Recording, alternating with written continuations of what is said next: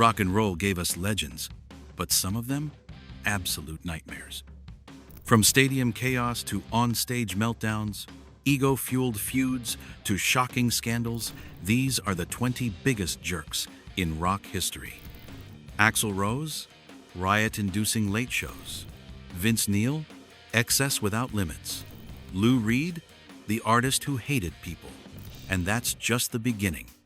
Smash that subscribe button and join Metal Icons, where we expose the raw truth behind the legends and reveal the dark side of rock and roll. Ready to see who made our list and who's the biggest jerk of them all? Let's dive in. 1. Axel Rose, the master of chaos.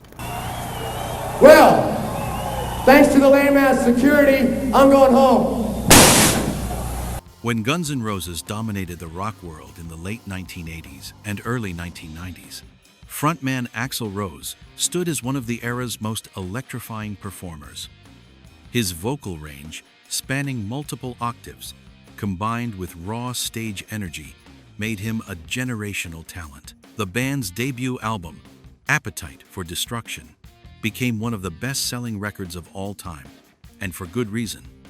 Axel could command a stadium of 80,000 with nothing but his voice and presence. But behind the music lay a pattern of behavior that became as legendary as the songs themselves. Axel's chronic lateness wasn't measured in minutes.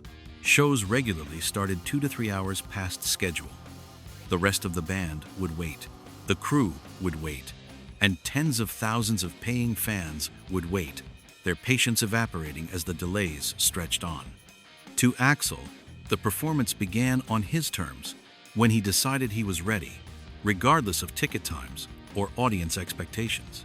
The Street Louis incident in 1991 remains the most documented example of his volatile temperament. During a concert at the Riverport Amphitheater, Axel spotted a fan filming the performance with a camera. When security failed to confiscate the device according to venue policy, Axel took matters into his own hands. He called out the security team over the microphone, pointed directly at the fan with the camera, then launched himself into the crowd. After being pulled back onto the stage, he slammed his microphone down and delivered the now infamous line, "Well, thanks to the lame security, I'm going home." He walked off, ending the concert prematurely. What followed was a full-scale riot.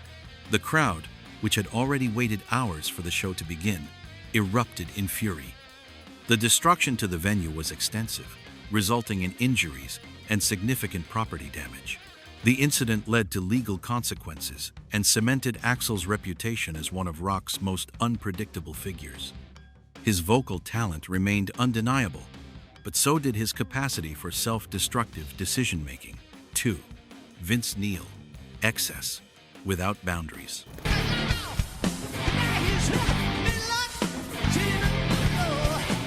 As the frontman of Mötley Crüe, Vince Neil embodied the excess of 1980s hair metal.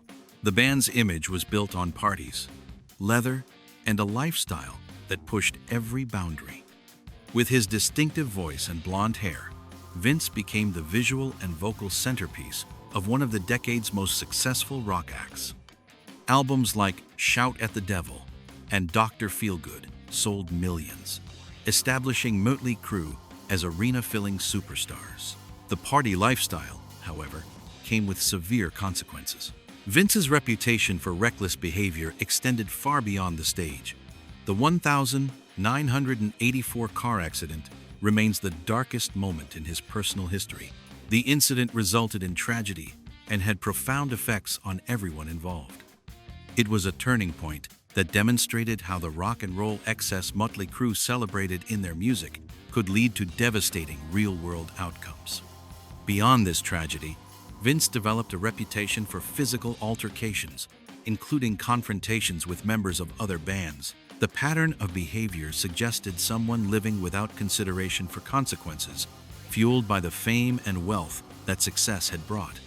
While Mötley Crüe's music became the soundtrack for millions of fans, Vince's offstage actions created a parallel narrative of destruction that followed him throughout his career. The band's legendary status in rock history stands alongside the wreckage that came with their lifestyle. 3. Ted Nugent, the Motor City Provocateur. Ted Nugent's guitar skills established him as a legitimate rock hero in the 1970s. His performance style was aggressive and physical, earning him the nickname the Motor City Madman. Songs like Cat Scratch Fever and Stranglehold showcased his technical ability and high-energy approach. Live performances featured Nugent swinging around the stage with abandon, creating a spectacle that matched his guitar prowess. As decades passed, however, Nugent's public persona shifted from rock star to professional provocateur. His increasingly controversial political views and inflammatory public statements began to overshadow his musical contributions. He made a deliberate choice to use his platform not just for music, but for expressing opinions designed to generate outrage and media attention. The pattern became consistent. Offensive comments about fellow musicians, inflammatory rhetoric about various groups, and an apparent enjoyment of the controversy his words created. Many longtime fans who initially supported him for his music found themselves distancing from him due to his constant need to inject divisive politics into every public appearance. Nugent seemed to embrace the role of antagonist, using concert stages and television appearances to deliver commentary that had nothing to do with his guitar playing and everything to do with generating headlines. What was lost in this transformation was the music itself. Nugent's guitar work, which should have remained his primary legacy, became secondary to his reputation as someone who deliberately sought to offend. The Motor City Madman moniker, once a reference to his wild performances, began to represent something entirely different: a performer who valued shock over substance. 4. Gene Simmons, the merchandising machine. Gene Simmons, co-founder of Kiss, helped create one of rock's most successful brands. As the Demon, complete with face paint, platform boots, and fire-breathing theatrics, Simmons was central to Kiss's visual identity. The band's 1970s run produced numerous hits and established them as pioneers of the theatrical rock spectacle. Simmons' bass playing and songwriting contributed to albums that sold millions worldwide. The problem arose from what appeared to be a fundamental shift in priorities. For Simmons, Kiss evolved from a rock band into a merchandising empire, with the music becoming almost secondary to the business opportunities. In countless interviews over the years, Simmons has openly discussed his focus on monetization, famously stating he would put the Kiss logo on anything that could generate revenue, and he did. The Kiss brand has appeared on thousands of products, from standard concert merchandise to caskets, with Simmons showing no hesitation about commercial exploitation.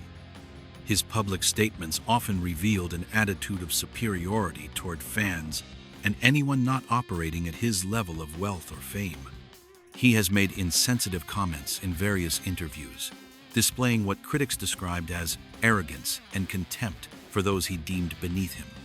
The attempted trademark of the devil horn's hand gesture, a universal symbol in rock culture, exemplified this approach, as if common gestures could be owned and monetized. Simmons' treatment of other musicians and collaborators reinforced his reputation. Stories circulated about his dismissive attitude toward anyone who wasn't famous or wealthy, suggesting someone who measured human value by commercial success. While his business acumen is undeniable, it came packaged with behavior that made him one of rock's least sympathetic figures, even as Kiss's music continued to find new generations of fans. 5. Lou Reed, the artist who hated interaction. Lou Reed changed rock music fundamentally through his work with the Velvet Underground. As the band's leader in the 1960s, Reed introduced dark, honest, lyrical content that influenced countless artists. His solo career, including the landmark album Transformer, cemented his status as a genuine artistic visionary. Reed's poetic approach to songwriting and willingness to address taboo subjects made him a critical darling and inspiration to multiple generations of musicians. What didn't change rock music was Reed's attitude toward the obligations that came with his status. His treatment of journalists became legendary for all the wrong reasons. Hundreds of music writers who attempted to interview Reed over the decades left those encounters feeling humiliated or frustrated. He would answer questions with single words, insult the interviewer's intelligence, or simply stand up and walk out mid-conversation. The pattern was consistent enough that it became part of his reputation. Lou Reed actively despised the interview process and made no effort to hide it. This hostility extended beyond journalists to his own band members and collaborators. Those who worked with Reed frequently described a difficult, moody individual who seemed to actively dislike most human interaction. While some artists cultivate a mystique through silence, Reed's approach was more aggressive. He appeared genuinely annoyed that success required him to engage with media, fans, or anyone outside his immediate circle. Part of this behavior could be attributed to his artistic seriousness. Reed viewed himself as a poet and legitimate artist who shouldn't be subjected to what he saw as trivial questioning. But interviews are a basic part of promoting music, and Reed's refusal to participate with any graciousness created a reputation for being not just difficult, but mean. His musical genius is undisputed, but so is his status as one of the most unpleasant figures in rock history to actually interact with. 6. John Lydon. Confrontation as lifestyle. In 1977, the Sex Pistols exploded onto the British music scene and changed everything. As Johnny Rotten, John Lydon was the perfect embodiment of punk's anti-establishment rage. His snarling vocal delivery, confrontational stage presence, and complete disregard for musical convention made the Sex Pistols a cultural phenomenon. Despite lasting only a few years, the band's impact on rock music was seismic, establishing punk rock as a legitimate movement. After the Sex Pistols breakup, Lydon formed Public Image Limited, a more experimental project that allowed him to explore post-punk sounds. But the musical evolution didn't come with personal evolution. Lydon's confrontational nature, which worked perfectly in punk's brief explosive moment, became his permanent personality. He seemed to believe that every interaction should be a battle, whether with fans, television hosts, or his own bandmates. A television interview from this era became infamous for Lydon's aggressive rudeness toward the host, turning what should have been a promotional appearance into a spectacle of hostility. It demonstrated his approach to public life: constant conflict, aggressive defensiveness, and a belief that he was surrounded by idiots. While punk's initial anti-authority stance was revolutionary, Lydon's decades-long commitment to being difficult began to look less like rebellion and more like a bitter old man who never evolved beyond his 1977 persona. His intelligence is evident, Lydon is articulate and capable of expressing complex ideas. But that intelligence is consistently deployed in service of starting arguments and proving his superiority. The punk attitude that once seemed dangerous and exciting calcified into predictable combativeness, making John Lydon less an icon of rebellion and more an example of someone trapped in his own mythology. 7. Van Morrison, the reluctant performer. Van Morrison's musical contributions are extraordinary. The Irish singer-songwriter created timeless classics including Brown-Eyed Girl, Moondance, and Into the Mystic. His blend of soul, jazz, folk, and rock produced albums that have influenced countless musicians. Morrison's voice carries a depth and emotional resonance that few can match, making him one of the most respected figures in popular music. This respect for his music stands in stark contrast to his reputation as a live performer. Morrison has become notorious for his apparent hatred of the actual performance aspect of his career. Concert reviews and fan accounts consistently describe the same pattern. Morrison walks on stage, performs his songs without any interaction with the audience, and walks off. No banter between songs. No acknowledgement of the crowd. Sometimes he performs with his back turned to the audience entirely. Stories of him berating his own band members on stage for minor mistakes are common. Witnesses describe him yelling at musicians mid-performance, creating an atmosphere of tension that the audience can feel. He rarely smiles, shows no enthusiasm for being there, and generally appears to be in a perpetually foul mood. For fans who spend significant money to see their musical hero, the experience is often disappointing and confusing. The mystery is genuine. How can someone who creates such soulful, joyful music seem so miserable performing it? Morrison's catalog suggests an artist deeply connected to emotion and beauty, yet his stage presence suggests someone who would rather be anywhere else. This disconnect between the art and the artist has left generations of fans puzzled, creating one of music's strangest contradictions. A beloved songwriter who apparently hates sharing his songs with the people who love them most. 8. Billy Corgan, the perfectionist dictator. The Smashing Pumpkins emerged in the early 1990s as one of alternative rock's most ambitious bands. Their albums, particularly Siamese Dream and Melancholy and The Infinite Sadness, featured complex arrangements and emotional depth that set them apart from their grunge contemporaries. Billy Corgan, as the band's singer, guitarist, and primary songwriter, was the creative force behind this success. But Corgan's vision came with a cost to everyone around him. He wasn't just the leader of the Smashing Pumpkins, he was essentially the Smashing Pumpkins. Reports from the studio revealed a control freak who treated his bandmates not as collaborators, but as employees who existed to execute his vision. Stories circulated about marathon recording sessions where Corgan would berate band members for hours if they couldn't play a part exactly as he heard it in his head. The most damning aspect was his habit of re-recording his bandmates' parts himself when they weren't present, essentially erasing their contributions to the albums that bore the band's name. This created massive resentment within the group. The other members of the Smashing Pumpkins weren't given creative input, they were given instructions. And if those instructions weren't followed perfectly, Corgan would simply do it himself. This tyrannical approach eventually destroyed the original lineup. The tension became unsustainable, and the band members who had helped build the Smashing Pumpkins' success were pushed away by Corgan's inability to collaborate.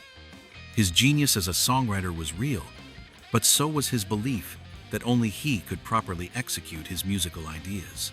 The Smashing Pumpkins became a testament to what happens when talent and control freak tendencies exist in the same person with no checks on either. 9. Morrissey, the perpetual cancellation. As the singer for the Smiths in the 1980s, Morrissey gave voice to an entire generation of alienated, sensitive young people. His literate, poetic lyrics, combined with a unique vocal style, created something genuinely original in British rock.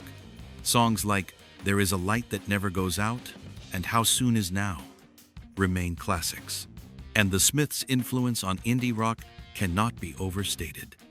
After the Smiths disbanded, Morrissey's solo career allowed him to continue creating music, but it also revealed personality traits that would increasingly overshadow his artistic output. He developed a reputation for canceling concerts at the last possible moment. For the most trivial reasons, the venue wasn't to his exact specifications, he wasn't in the mood, or any number of other excuses that left fans frustrated and out of pocket. More damaging than the cancellations were his public statements. Over the years, Morrissey has made numerous controversial comments that have deeply hurt many of his longtime fans. He seemed to enjoy the controversy, deliberately making inflammatory statements that generated media attention and backlash. What once appeared to be sensitivity and concern for outsiders transformed into what critics described as professional provocation. For fans who connected with the Smiths' music during their formative years, Morrissey's later behavior created a painful dilemma. Can you separate the art from the artist? When the artist seems determined to say things that contradict everything his earlier work represented? The sensitive hero who sang about loneliness and alienation became someone who appeared to actively seek out opportunities to offend the very people who once saw him as their spokesperson. The transformation from voice of the voiceless to professional complainer left many fans feeling betrayed. 10. Courtney Love, the Hurricane. In the 1990s grunge explosion, Courtney Love and her band Hole represented raw, unapologetic female rage in rock. Her performances were chaotic and intense, and albums like Live Through This proved she was a legitimate songwriter capable of creating powerful music. Love wasn't trying to be polite or acceptable. She was loud, messy, and real in a way that was genuinely groundbreaking for women in rock. That same energy that made her music compelling also made her personal life a constant source of controversy. Love's career has been defined by public feuds with other musicians, erratic behavior in interviews, and a generally chaotic public presence. She developed a reputation for being extraordinarily difficult to work with, creating drama and conflict wherever she went. Whether online or in person, Love seemed to thrive on confrontation. Her feuds with other artists became public spectacles, with harsh words exchanged through interviews and social media. Her behavior in public appearances was unpredictable, sometimes brilliant, sometimes incomprehensible, but always generating attention. This wildcard quality made her fascinating to watch, but exhausting to work with. While her importance to rock history is real, she was a powerful force at a crucial moment in music. Her legacy is inseparable from her reputation as someone who left chaos in her wake. The same intensity that made her music compelling made her personal and professional relationships combustible. Courtney Love proved you could be talented, important, and a complete hurricane of a human being all at once. 11. Don Henley, the businessman with a grudge. The Eagles became one of the best-selling American bands in history with their smooth California rock sound.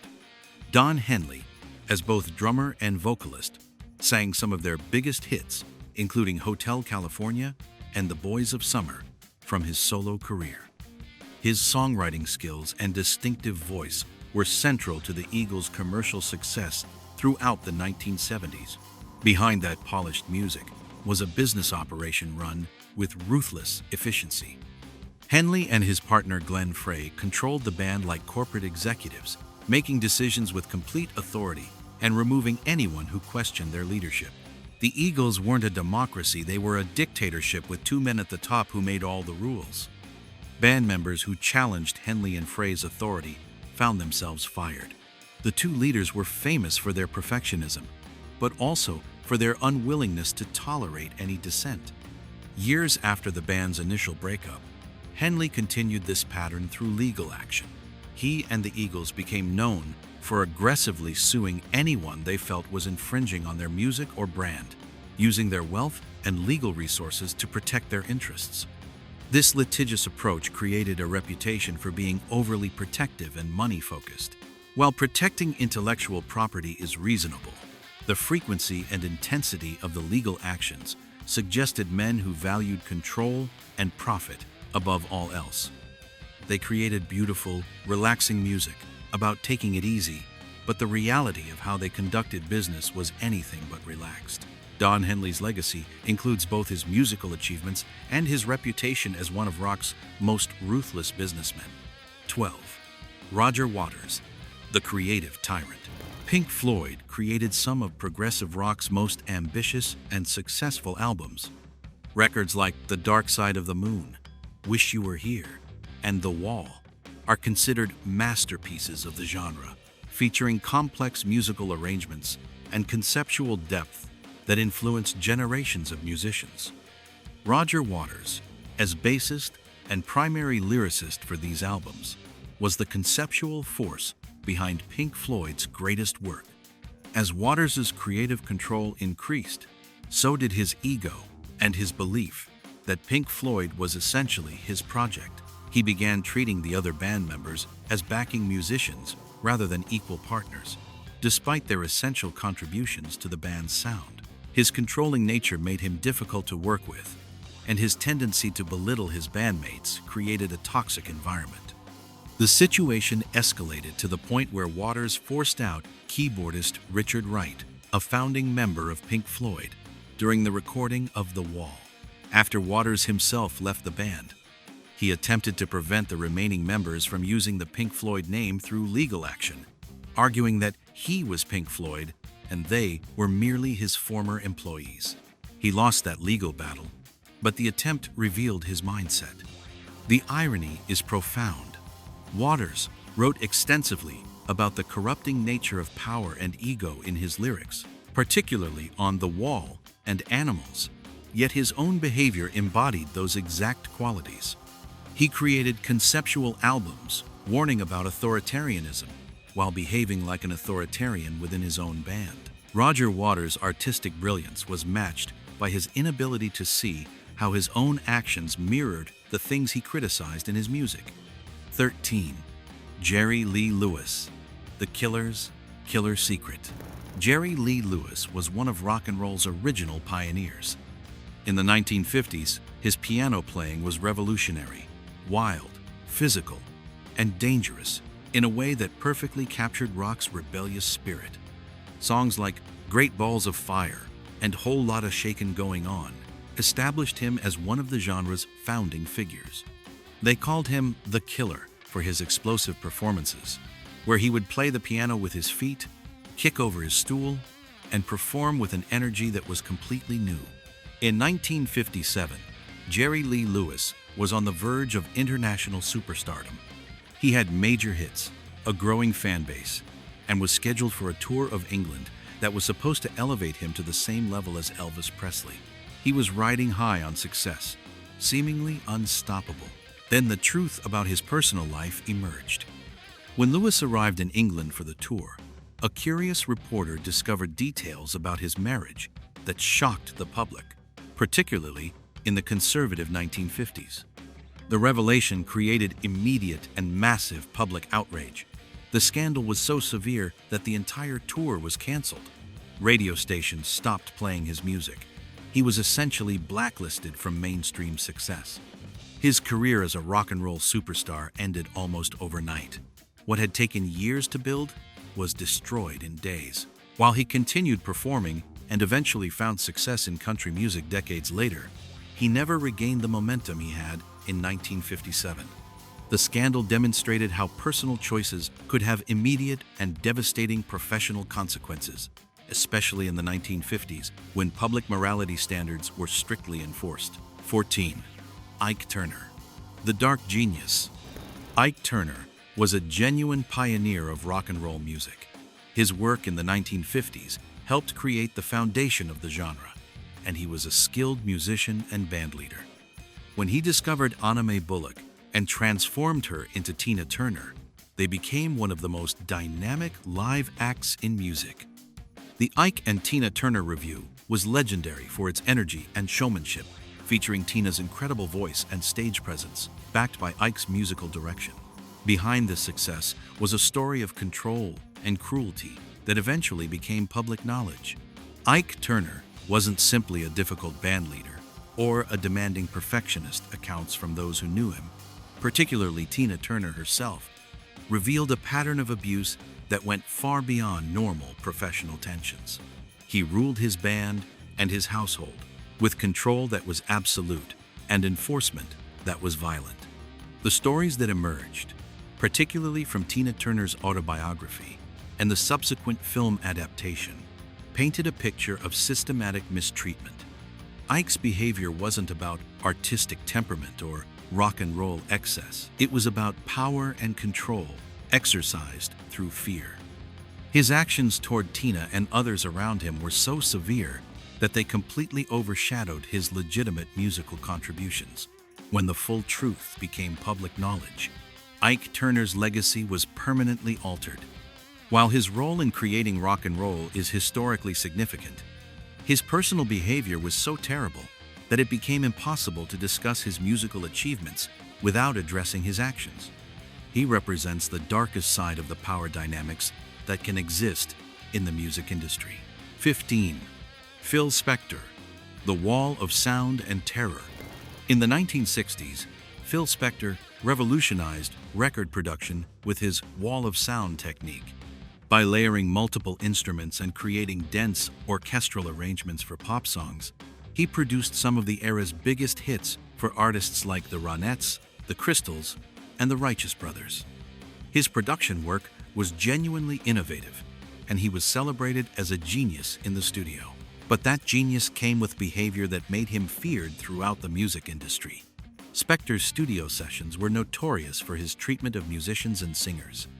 He would verbally abuse performers for hours, pushing them to their emotional limits to get the perfect take. His methods were cruel, and the psychological toll on those who worked with him was significant. As years passed, Spector's behavior became increasingly bizarre and frightening. He became reclusive, living in a mansion with reportedly strange security measures and eccentric rules. Stories about his threatening behavior grew more frequent and more disturbing. Musicians who worked with him described someone who was not just difficult, but potentially dangerous. Eventually, Spector's behavior led to legal consequences that resulted in a prison sentence. The specific incident that led to his conviction demonstrated that the warning signs people had observed for decades were real. Phil Spector's transformation from celebrated genius to convicted criminal represents one of music's darkest trajectories. His production innovations remain influential, but they cannot be separated from the terrible person who created them. 16. Ritchie Blackmore, the guitar god who suffered no fools. Ritchie Blackmore's guitar playing defined hard rock. As the founder of Deep Purple and later Rainbow, he created some of the genre's most iconic riffs. The opening to Smoke on the Water alone secured his place in rock history. His technical skill and compositional ability made him one of the instrument's true masters. But working with Blackmore was notoriously difficult. He went through singers and band members at an extraordinary rate, firing musicians who displeased him for any reason. If he didn't like your performance, your attitude, or simply your presence, you were gone. This wasn't occasional, it was a pattern that defined his bands. His behavior extended to his treatment of audiences and venues. He would sometimes refuse to play encores despite crowd demands. He would argue with his own bandmates on stage in front of thousands of people. In one famous incident, he destroyed a camera with his guitar during a performance because he didn't like where it was positioned. Blackmore cultivated an image of mystery, often dressing in black and maintaining a distant, moody demeanor. While some of this was likely persona, enough stories exist to confirm that the difficult reputation was real. He was particular to the point of being unreasonable, demanding in ways that pushed talented musicians away, and seemingly in a permanent state of dissatisfaction. His guitar brilliance was matched by his reputation as one of rock's most challenging personalities to work with. 17. Dave Mustaine, revenge as motivation.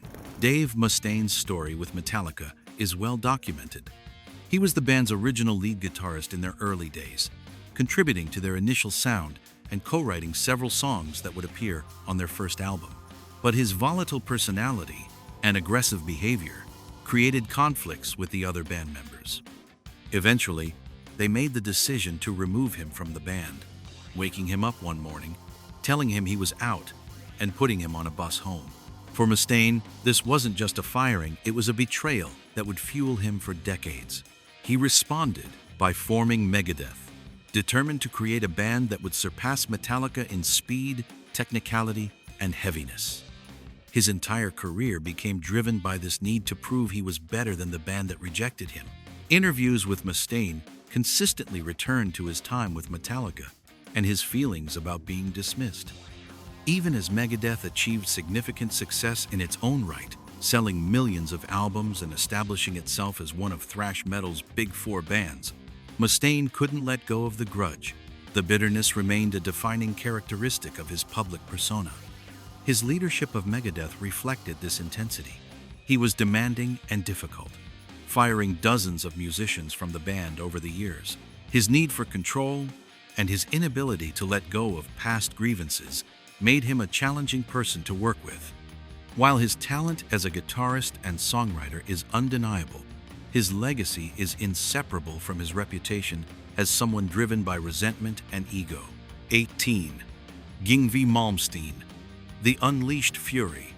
Yngwie Malmsteen burst onto the heavy metal scene in the 1980s with a guitar style that was completely unprecedented.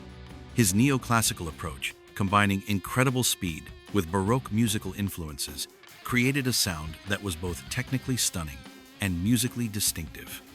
He was a genuine revolutionary on the instrument, proving you could combine classical composition with heavy metal aggression. The problem was that Yngwie knew exactly how revolutionary he was, and he wanted everyone else to know it too. His ego became legendary, even by rock star standards. In interviews, he would openly declare himself the greatest guitarist of all time, with no hint of false modesty or self-awareness. He genuinely believed he was operating on a level above all other musicians. The most famous example of his arrogance was captured in an audio recording from an airline flight. An argument with another passenger escalated to the point where Yngwie started screaming at her in the most over-the-top manner imaginable. His line, "You've unleashed the fucking fury," became an instant piece of rock and roll comedy, a perfect encapsulation of his inflated self-importance. His treatment of band members followed the same pattern. He viewed other musicians in his group as fortunate to be in his presence, replaceable parts in the Yngwie Malmsteen show. His technical skill was undeniable, but his personality was insufferable. He represents the extreme end of rock star ego, someone so convinced of their own greatness that they become a caricature of themselves. 19. David Crosby, kicked out twice. David Crosby was central to the folk rock movement of the 1960s. As a founding member of the Byrds, he helped create the jangly, harmonically rich sound that defined the band. When that ended, he formed Crosby, Stills and Nash, and sometimes Young, a supergroup that became one of the era's most successful acts. His distinctive voice and songwriting contributed to both bands' most beloved recordings. But Crosby's ego and confrontational personality made him extraordinarily difficult to work with. The Byrds eventually fired him because his arrogance and argumentative nature became unbearable for the other members. Getting kicked out of one successful band might be a wake-up call for most people. For Crosby, it was just the beginning. Even in Crosby, Stills and Nash, where he was supposedly an equal partner, his difficult personality caused constant friction. He fought with Graham Nash and Neil Young for decades, with conflicts that became public and bitter. His tendency to speak his mind without consideration for how his words affected others damaged numerous personal and professional relationships. The fact that he managed to get kicked out of two legendary bands speaks to how challenging he must have been to work with. Musical talent alone isn't enough if you make everyone around you miserable. David Crosby's legacy includes beautiful harmonies and songwriting, but also a reputation as someone who couldn't maintain working relationships even when it was clearly in his best interest to do so. 20. Eric Clapton, the fallen god. Eric Clapton's guitar playing earned him recognition as one of the greatest to ever play the instrument. From his work with the Yardbirds and Cream through his extensive solo career, he created countless classic songs and inspired generations of guitarists. The phrase "Clapton is God" wasn't hyperbole to his fans. It reflected genuine reverence for his musical ability. For most of his career, Clapton was viewed as a respected elder statesman of rock. He had overcome personal struggles, continued creating quality music, and maintained his status as a guitar hero. His reputation was that of a craftsman who let his music speak for itself. In recent years, however, a different side of Clapton emerged through his public statements. He made comments that many people found deeply offensive and troubling, statements that seemed inconsistent with the values many fans assumed he held. These weren't isolated incidents, but a pattern that grew more pronounced over time. For longtime fans, this created a difficult situation. Can you continue to love the music while strongly disagreeing with the person who created it? This question of separating art from artist has existed throughout cultural history, but it feels particularly acute when the artist in question spent decades building goodwill only to seemingly throw it away through controversial public statements. Eric Clapton's late career transformation from universally respected figure to divisive presence represents one of rock's stranger declines. The guitar playing that made him God to millions hasn't changed, but the person behind it revealed aspects that many fans found impossible to reconcile with the music they loved. It's a reminder that even the most talented artists are, in the end, as flawed and human as anyone else. These 20 musicians created some of the most important music in rock history. Their artistic contributions are undeniable, their influence measurable across generations of artists who followed. But their careers also demonstrate that talent doesn't guarantee decent behavior, and success often amplifies both the best and worst aspects of personality. Some were perfectionists, whose standards became tyranny. Others were provocateurs, who confused controversy with importance. Some had demons they never conquered, while others simply had egos that grew beyond any reasonable proportion.